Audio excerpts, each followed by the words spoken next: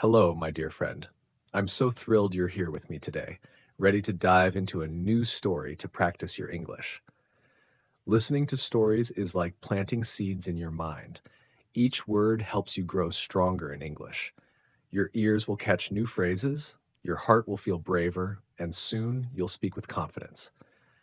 I'm here to walk with you on this journey, and I believe in you with all my heart. So, let's start this magical adventure together with a story full of wonder, courage, and love that will stay with you. In a small village cradled between rolling green hills and a winding river, there lived a boy named Milo.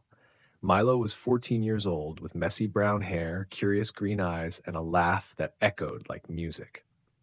The village was peaceful, with stone houses covered in ivy and a market square where people shared stories and songs. Milo loved his home, but his heart yearned for something bigger, an adventure that would take him beyond the hills. Milo lived with his mother, Clara, his younger brother, Finn, who was 7, and their old dog, Rusty. Their father had been a traveler, always chasing tales of magic and mystery. 5 years ago, he left on a journey and never returned. Clara said he was searching for something called the Singing Stone, a legendary treasure said to bring joy to anyone who heard its song. Milo missed his father dearly. At night, he sat by the river looking at the stars, hoping his father was safe somewhere. Clara worked as a baker, filling the village with the smell of fresh bread, but lately she seemed tired. Her hands were slow and her smiles were rare. Milo noticed she often held a small locket her father had given her, with a tiny star carved on it. "What's wrong, Mama?" Milo asked one evening. Clara sighed. "I miss your father, Milo, and the village is struggling. The crops aren't growing well, and people are losing hope. I wish we had something to lift our spirits." Milo hugged her. He wanted to make his mother smile again and bring joy back to the village. One clear night, Milo sat by the river, watching the stars. Suddenly, one star glowed brighter than the others. It shimmered, pulsed, and then fell, streaking across the sky like a silver arrow.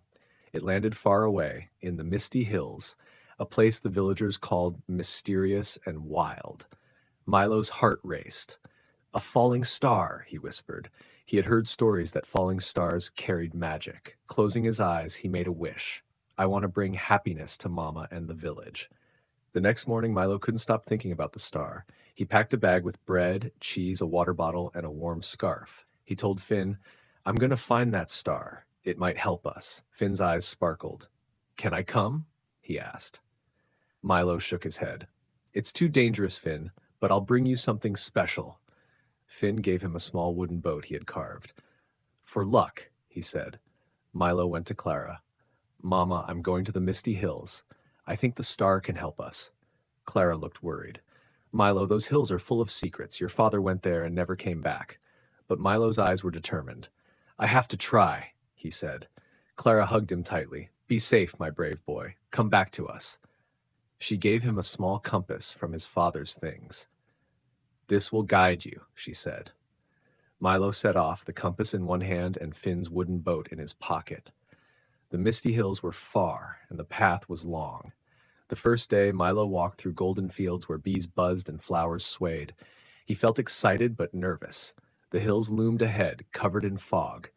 As the sun set, Milo found a spot under a big oak tree to rest. He ate some bread and looked at the compass. Its needle pointed north toward the hills. That night, Milo dreamed of his father. In the dream, his father was holding a glowing stone that sang a soft, sweet melody. "Keep going, Milo," his father said. "The stone will show you the way." When Milo woke up, a small gray rabbit was sitting nearby, nibbling grass. It looked at Milo with big, kind eyes. "Are you my friend?" Milo asked. The rabbit hopped closer and dropped a tiny berry at his feet. Milo laughed and ate the berry. It was sweet and gave him energy. The rabbit stayed close, hopping in front like a little guide. On the second day, Milo reached a deep forest. The trees were tall and the air was cool. He heard strange sounds, birds calling, leaves rustling. The compass pointed deeper into the forest, but Milo felt a little scared. "What if I get lost?" he thought. Then he heard a soft hum like music. He touched his pocket and realized it was coming from Finn's wooden boat. The sound was faint, but it made Milo feel braver. He followed the compass, and the rabbit followed him. In the forest, Milo came to a wide river. The water was fast and sparkled under the sun. There was no bridge, and Milo's heart sank. How will I cross? He wondered. He sat by the river, holding the compass. The needle wiggled, then pointed to a pile of rocks nearby. Milo walked over and saw an old man sitting there, carving a piece of wood. The man had a white beard and a warm smile. "Hello, young traveler," he said. "Do you need help?" "Yes," Milo said. "I need to cross the river to find a star. It's for my family and my village." The old man nodded. "You remind me of someone I met long ago," he said. "He was looking for the singing stone." Milo's eyes widened. "That was my father," he said. The man looked surprised, then sad. "Your father was kind. I helped him cross this river. I'll help you too." The old man led Milo to a hidden raft made of logs. "This will carry you across," he said. As they crossed the river, the man told Milo stories about the misty hills. "They're full of magic," he said, "but they test your heart. Be honest, be kind, and you'll find what you seek." On the other side, the man gave Milo a small whistle made of wood. "Blow this if you're in trouble," he said. "It will call for help." Milo thanked him and kept going, the rabbit still hopping beside him. For days, Milo walked through the forest, over hills, and across meadows. The compass guided him and the rabbit kept him company. One night, a storm came. Rain poured and thunder roared. Milo hid under a rock, shivering. He blew the wooden whistle, and its sound was clear even in the storm. Soon a woman appeared. She wore a cloak and carried a lantern. "Come with me," she said. She took Milo to a small cave where it was dry and warm. She gave him hot soup and a blanket.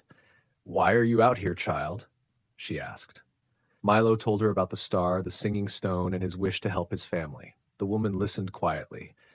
"You have a pure heart," she said. "The misty hills reward those who are true." She gave Milo a small pouch of dried fruit. "Eat these when you're tired," she said. "They'll keep you strong." Milo thanked her, and the next morning the storm was gone. The rabbit was waiting outside, ready to continue. Finally, Milo reached the misty hills. The air was thick with fog, and the hills were steep. The compass pointed to a narrow path. It led to a cave behind a waterfall. The rabbit stopped at the entrance, as if saying goodbye. Milo patted its head. "Thank you, little friend," he said.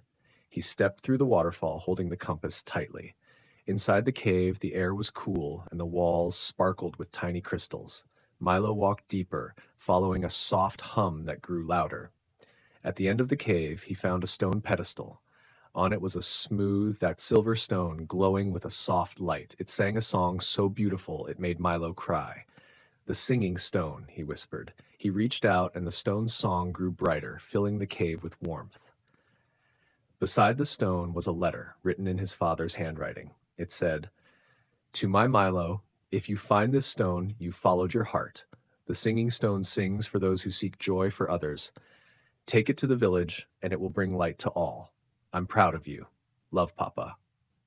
Thus Milo's heart ached. He knew his father had been here, but he didn't know where he was now. He took the stone, the letter, and a small crystal from the cave as a gift for Finn. The journey home was long and hard. Milo faced cold winds, steep paths, and dark nights. One day he met a girl named Lila, who was selling flowers by the road. She looked hungry, so Milo shared his dried fruit. Lila smiled. "You're kind," she said. She gave Milo a flower crown made of daisies. "Wear this when you feel sad," she said. Milo thanked her and felt his heart grow lighter. Another day, Milo came to a village where children were playing. They saw his flower crown and laughed. "You look like a prince," they said. Milo played with them, telling them about the singing stone. One boy gave him a small clay bird. "For your brother," he said. Milo smiled, thinking of Finn. When Milo finally reached his village, the sun was rising. Clara and Finn ran to him, hugging him tightly. "Milo, you're back!" Finn shouted. Clara's eyes were wet with tears. "I was so worried," she said. Milo showed them the singing stone. Its song filled the air, soft and sweet, like a lullaby. Clara gasped. "It's beautiful," she said. Milo placed the stone in the market square. Its song echoed through the village, and people came to listen. The crops began to grow again, and the villagers' faces lit up with hope. Clara wore the flower crown Milo gave her, and her smile was brighter than ever. Finn loved the clay bird and carried it everywhere. The village held a festival to celebrate the stone. People danced, sang, and shared food.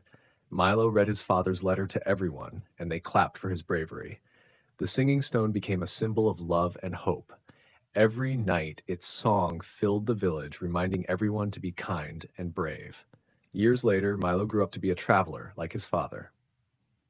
He carried the compass and the crystal from the cave, sharing stories of the singing stone wherever he went. Clara opened a bakery with the villagers' help, and Finn became an artist, carving beautiful things from wood. The village was never sad again, and Milo knew his father's love was with them in every note of the stone's song. Milo learned many lessons on his quest. He learned that courage comes from love, that kindness from strangers can change everything, and that a small stone with a song of magic could light up the world.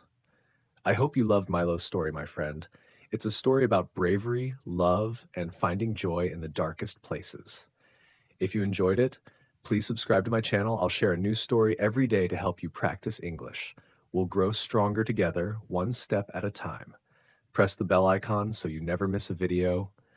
I believe in you, and I know you can speak English with confidence. I'm always here, cheering for you.